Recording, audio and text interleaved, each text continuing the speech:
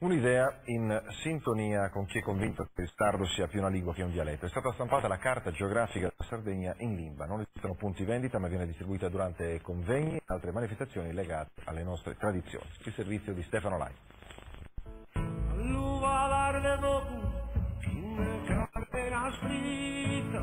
Pro una scrittura nuova e una timba comune, Franco De Fabis e di Monserrato, o meglio di Pauli, ha ideato la carta geografica della Sardegna in dialetto e ne ha stampato un centinaio di copie. Non a scopo di lucro, ma per sottolineare le specificità della nostra isola e consentire ai sardi di visitarla utilizzando i suoni e i segni storici della propria lingua.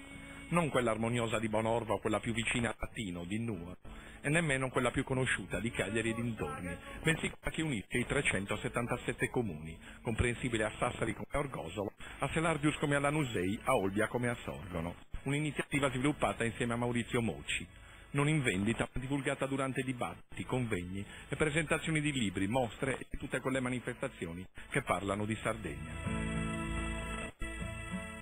I capoluoghi di provincia si chiamano Casteddu, Aristais, Nuoro e Tattari. Si visitano le splendide spiagge della costa orientale, percorrendo le miglia che da Arbatassa portano ad Urgali, passando da Guglia di Glorizeda a Calasisine. Poi si scopre l'interno, Mamugliada, Saggiare Geturi, Ossa Barbasa, de Ollollai con la neve di Fonne e il Lacu de Gusana. Sul retro la Sardegna dei Giudicati, de Logudoro, de Torres, de Arborea, de Gallura o de Pluminos o Caralitani, con dettagli e tutti i nomi delle subregioni, con tutti i paesi e le città. Per conoscere i particolari di quest'idea etnica, quanto no global, ci si può connettere con internet. L'email è limbassarda@tiscalinette.it.